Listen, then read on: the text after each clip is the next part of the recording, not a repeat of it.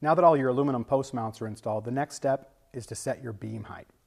To do that, the simplest way, short of using a laser level, is to remove the aluminum insert from your 2x8 box beam, get a helper, and clamp that with a quick clamp to the post mount at the exact height that you want your finished beam to be. You want to make sure to level all your beams from post to post at this step. Once you have that height determined, you need to take your pencil and make a mark at the top of that beam.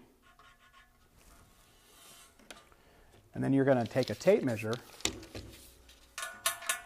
hold it right at that mark, make another mark 8.5 inches below the top of the beam. That's the cut line. And that line we're going to trace all the way around the post with a speed square.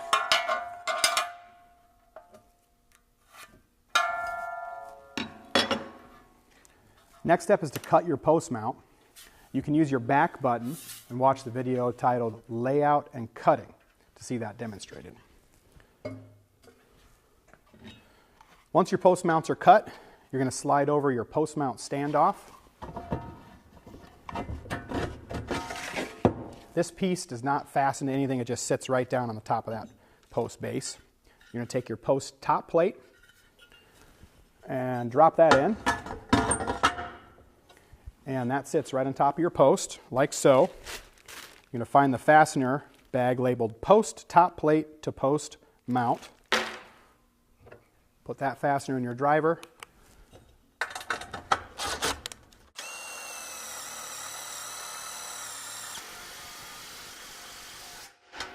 And fasten that post top plate to the post mount. There's enough fasteners in here to put 2 in each side. And I recommend you go around all 4 sides with those fasteners. Once that post top plate and post standoff are installed, we can go ahead and put our vinyl post sleeve over that. Now the post sleeves come 10 foot long. So unless your pergola is exactly 10 feet, you're going to want to cut these down to size. To do that, you need one important measurement. That's your post base to the top of your post top plate. In the case here, that's 28 inches for our little mock-up pergola. So I'm going to want to measure and cut my vinyl post sleeve 9 inches longer than that. Okay, so I'm going to measure from the top. The top is the side that has this kind of hole cut out of it.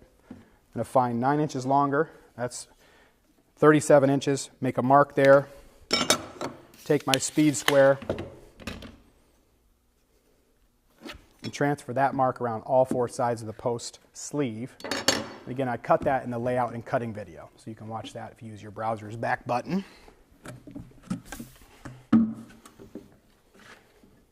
Once the post sleeve is cut to the proper height, I'll slide that over.